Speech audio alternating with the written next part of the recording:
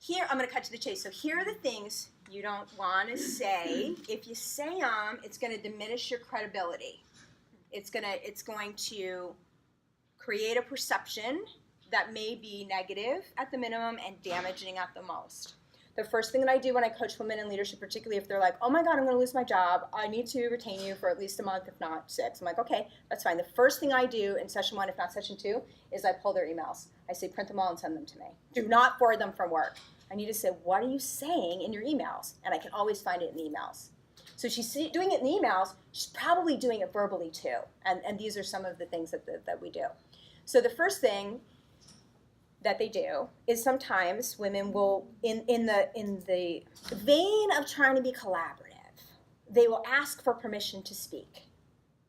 So for instance, when we were networking, and there's 3 of us, Stephanie came over and she walked right into the group and she's like, hi, my name's Stephanie and I'm in transition and I'm looking for a product manager role and I used to do this. And I mean, she came right and she did not come into that circle and say, excuse me. She did not. She did not ask for permission to speak. And you'll find that, especially if it's all men. You'll walk in and go, hey, can I say something? Like to try to break into the conversation and we're trying to be polite. Don't do that. Do what Stephanie did. Stephanie did it beautifully. Beautifully. I mean, at first it could be a little bit like, ooh, and then it was fine. I mean, I was totally fine with that. I'm very direct, and she's clearly very confident.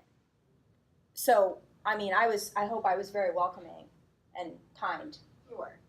So, I mean, because that's okay. Thanks, Leah. I do appreciate the feedback. I really do.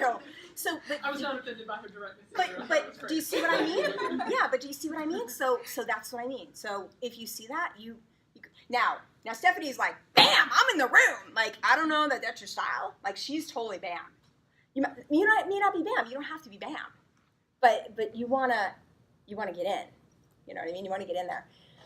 The biggest reason why I named the book the way I did is because if you ever want to see me go to 0 to 60 and anywhere on earth is when the woman says, I'm sorry. Like this, like she's reaching over, I'm sorry, or, she brushes her, I'm sorry. There's no reason to ever say that word in business. Have you ever seen a CEO stand up and say, I'm really sorry we didn't hit our earnings this quarter? I'm really sorry. No, men do not say this in business. I'm begging you to drop that. When I was a child and my mother raised me in New Jersey, she said, you say, excuse me, pardon me.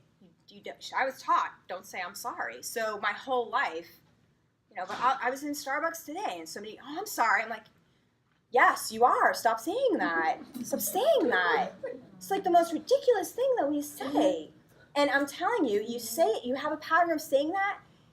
It doesn't. It's a subtle thing that goes in the brain. It's a subtle thing that goes in the brain, and then people start to deem you as weak, and you're not. And here you left a little seed of perception behind, and then it's like, I don't know if we want to promote I'm sorry, girl. Even with a client, even if you blew it with the client. It's just not I'm sorry. That language really needs to be dropped. That's why I wrote Unapologetic Women Leading in Corporate America, because I want us to be unapologetic. Part of me is very different than I'm sorry. Definitive. Many women are not definitive. So they'll write an email, I hope the proposal meets your needs. Why do you hope? You don't hope. You don't hope. Mincing words, I'm a little bit concerned. Like you're in your performance review with like your direct report and you're going, I'm a little bit concerned. No, you're not. You're about to fire them. You're not a little bit concerned. You're past a little bit concerned. You were a little bit concerned 6 months ago. Now you're talking to HR. You're going to fire them. So we mince our words. We try. We hope. We feel. Perhaps you could do this. Marcus, have you ever seen an email of mine that said perhaps? Or feel, hey, I feel we should do this. Have you ever? No. So here it is. At work. Only at work, you do not feel. You have a strategy. You have a plan. You have a suggestion. You have a recommendation. Can you hear me? Yes. That's what you have. You have that. That's what you have. You're not doing that hope, think, should, could, maybe. I mean, could? God, we'll all be fired if we think we could do something and we don't do something. Definite.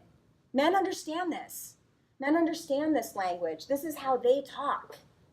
They don't walk in and go, well, guys, I don't know about the project. I'm hoping it works out. That's not what goes on. That's not how they talk.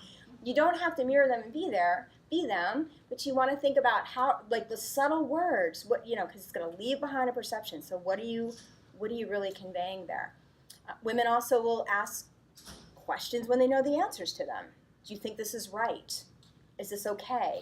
We do it in the vein of collaboration. We do it in the vein of gaining buy-in. We do it in the vein of other things. There are some emails, if I'm talking to an executive, an SVP, I will write a direction and then I'll write, okay, question mark, good, question mark.